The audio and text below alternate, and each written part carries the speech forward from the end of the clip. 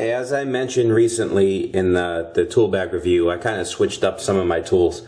I've always used Klein, and I've always liked Klein, but I don't know about you guys, but for the past, I don't know, maybe 3 to 6 years or so, I've noticed I just wasn't getting the life out of the screwdrivers that I was before. Granted, a screwdriver is a wear item, no matter how you look at it. The only way you're going to have a screwdriver, unlike a wrench, the only way you're going to have a screwdriver for 25 years is if you don't use it.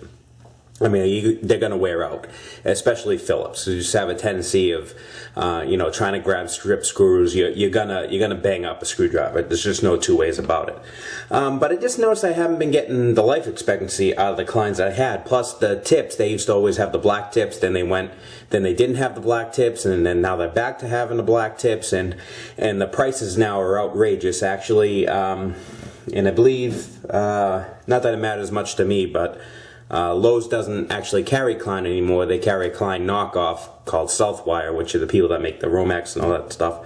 They basically look the same, but I don't know anything about the quality of those. But anyway, so I was due for some new screwdrivers. Mine were getting worn, and I decided to change it up a little bit. Plus, the Klein sets were just ridiculously expensive. I mean, you're paying anywhere between $50 and $75 for a set, depending on what you get with it, which, in my opinion, for a set of screwdrivers, something that you're going to break and wear out, and that's not a power tool, is kind of way off the radar. So I did some reviews. I did some searching on the internet, read some reviews, and was down to 2 brands. Was down to Weha or Wera. So I went and I looked at the Weha ones. They have actually those on the shelf at Sears, the insulated ones. I don't like insulated screwdrivers just because I can't.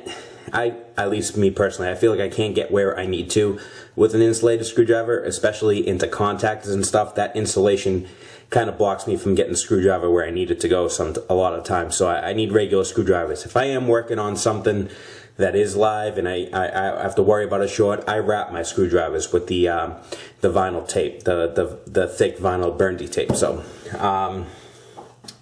I wanted a set of regular screwdrivers. They had the insulated ones at Sears on the shelf for $35 or something like that. And I held them, I took them out of the package as a snap open package, and I held them in my hand, and I just didn't like the way they felt in my hand personally. So I decided to go with the brand they did not have on the shelf, and I ordered it offline, and I ordered the Wera brand ones, the regular ones here. These have the laser tip, which I'll go into that. And it's a set of 6. So you get your 2 Phillips here. You get your long flathead and progressively smaller flatheads. I'm just putting the numbers up here, or attempting to. So there. Now, one thing you'll notice, which annoyed me a little bit, and I'll show you what I mean kind of on the Kleins. Look at the way each, well, you can't, they're not in frame. Helps if you put things in frame there. Okay, all the printing of the part numbers are facing up. Okay, now, let's see if we can pan you down a little bit and zoom in. Look at the way the tips are facing. They're in all different directions. This one's angled this way, this one's vertical, this one's kind of at that angle, this one's flat. This one here, you're facing the actual slot, and this one here, you're facing the point. Not that it's a huge thing, but that kind of annoys me a little bit. Now, here's the other thing too. This set here was $28 with free shipping. So I could buy 2 sets of Kleins for the price I paid for one of these. Okay. Now you notice the handle. Let me get a Klein out for comparison. Now this is a relatively new Klein. You see, your regular Kleins is just your regular round rubber gripped handle. These here, you can see each one of these is tapered. These are meant to fit each finger individually, like a glove. These fit my hands so well. I mean, this is in all honesty, the most comfortable screwdriver I've ever used in my life. The one thing I don't like about it really is you can see it has these little rubber insert grips, and then this is just hard plastic. This plastic looks a little chintzy to me. You can see the plastic on the Klein is this clear, I don't know, it was polycarbonate or whatever kind of plastic they use, but it's super hard, super dense, and seems like this will actually take a bit more of abuse on the plastic side than this will. But these fit my hand remarkably well. Also, you see the little hex on the end, so these suckers aren't rolling around everywhere, unlike the Kleins, which every time I put these on top of the unit, of course, rolls right into the middle of the unit, just no matter what you do. Now the tips of these. Now these have been used, I've been using these, so you can kind of, if I can get this thing to focus here. Alright, can you see those little lines? Those are engravings, laser etched. You might be able to see it better on the flathead there. Those lines. Those are supposed to grip the screw a little bit better. If you run your hand over it, you can feel that that's rough and not smooth. Whether or not it grabs the screw better than a regular one, I don't know, but I mean, I've been able to get some buggered out screws off with this, no problem. My other only concern with these here is these were in my bag and I was working in the rain. I mean, it's just a matter of fact that my tools are going to be out in the rain at some point in time. You know, I can't tell a customer, well, I can't come and fix your air conditioning. It's 90 degrees in your kitchen, but I can't come fix it because it's drizzling out.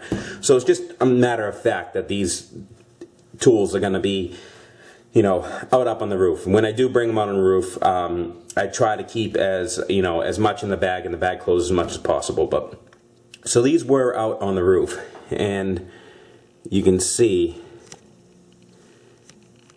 here on this flathead, especially right here at the tip, I'm getting some rust on there. Now that could be from nicking the coating off of there. That's absolutely possible. But I mean, even my Kleins, when I nick, you know, I've been beat to hell, and those don't have a speck of rust on it. So, you know, that's one point down on that. The other thing too is, like I said, all these are pointing in fantastic directions.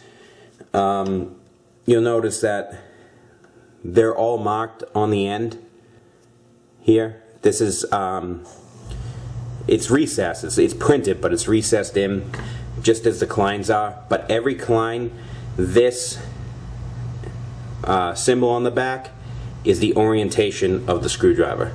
So when you're putting it in the hole and you see the screw and you can't see the tip of your screwdriver, and instead of fiddling around, you can line this up with your screw and in. Again, not a huge thing, but just a little kind of a difference there. Now the markings on the Kleins always tended to wear off. Here's an older one. This is just a stubby. This one's almost new. This one's been floating around for a while. As you can see, this guy's been used, but the tip is still good. But that marking is pretty much had it. That's gone. So I'm interested to see how long these markings last. Also, the other thing is, I believe it's this one here. I don't know if you guys can kind of tell on that, but I had a contactor that I could only get this screwdriver in through the guard, this small skinny one here, and the screws were relatively tight, and I don't know if you can tell, is that tip is not, it's not rounded. In other words, the sides are still crisp, but it is torqued off center. It's got a twist to it. I don't know how well you can see that there. There's definitely a twist to the very, very tip of that. You can probably see it a little better.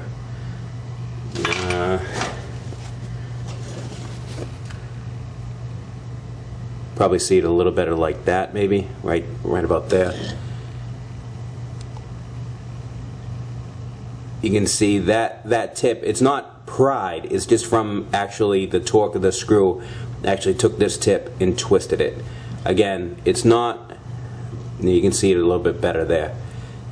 See how that tip doesn't line up with the flats anymore? Again, the edges here aren't buggered up, but that very tip is definitely torqued over. And that was from like just a super stuck screw on a contactor.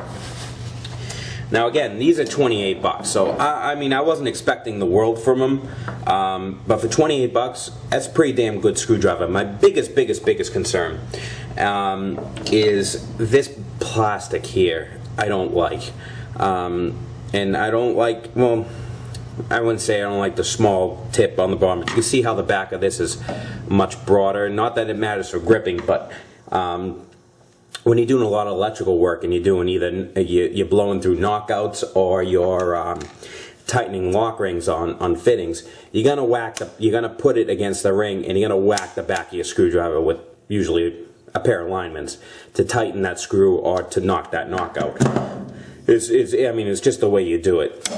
These, I can guarantee you, are not going to hold up to that abuse. These definitely do. I mean, you mark them up, but they definitely hold up to that abuse. Not that's a huge thing, because I've always, not always, but since Harbor Freight came around Massachusetts, I went and bought, you know, a set of their piece of garbage screwdrivers with the, you know, hammer tip on the end. And, you know, I keep this in my tool bag as my beater screwdriver for exactly that purpose. And you can see it's all beat up. It had a black tip at some point. The copper's wearing off of it. I mean, it looked like that at one point in its life. But, I mean, so with this set, I absolutely have to have, you know, a beater screwdriver for doing knockout, different things like that. Now, again, my biggest issue with the Kleins were always, at least the newer style Kleins, were that the tips, the newer ones didn't seem to last as long as the older ones. The tips seemed to wear out. I've actually torn the grip on one of these. Actually, I'll show you. This is on a nut driver, but I actually just tore that by hand one day. It just popped free.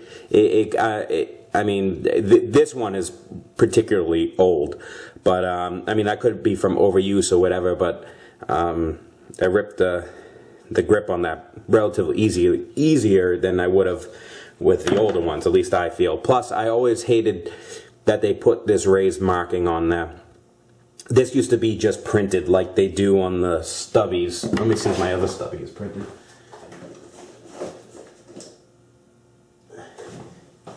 Yeah, you can see the difference. Here's the 6-in-1 stubby with the stamp mark. This one here is an older one, and it's printed, or what's left of the print there. It was just printed in yellow printing, said Klein Tools USA and the part number on it. I never liked this raised area here. I mean, it's not going to affect the tool. It just affected the way my hand hit it. I was so used to, you know, not feeling this as you turn your screwdriver. It just was an annoyance. Now, just for a quick comparison against some other, you know, kind of screwdrivers that you might see. So here's a comparable. This actually this isn't even comparable to new Craftsman. This is a very old Craftsman, so this is actually a very good Craftsman. The newer ones aren't, like I said, aren't as well made as the old ones were. And this is a very old Crescent flathead. I mean, this thing could take a beating. And these are actually just cheapo Cobalt ones. And I picked these up just to show a difference of something that, like, you know, if you're not a professional, you just need a screwdriver for your house.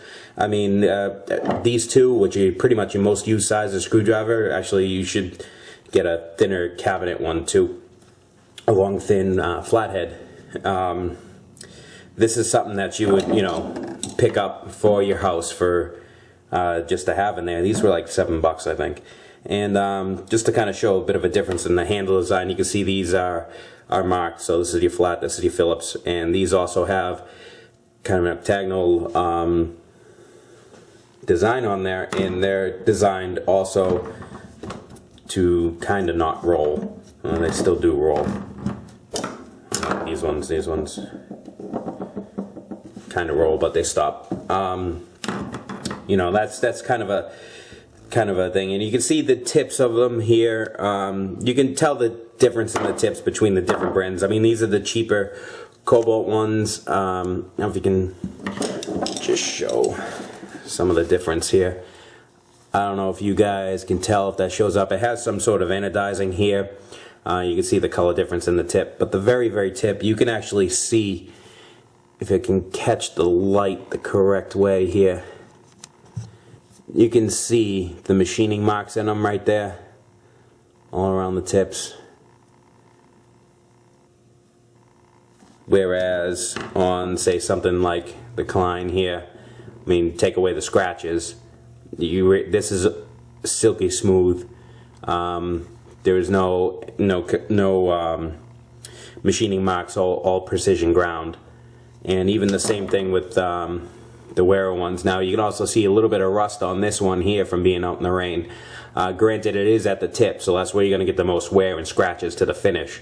But this one has been out in the rain also, which is the little stubby, and you don't really see much rust on that. You see a very, very slight amount in the valleys here, but that more than likely is from actually just shavings, like metal shavings in the middle.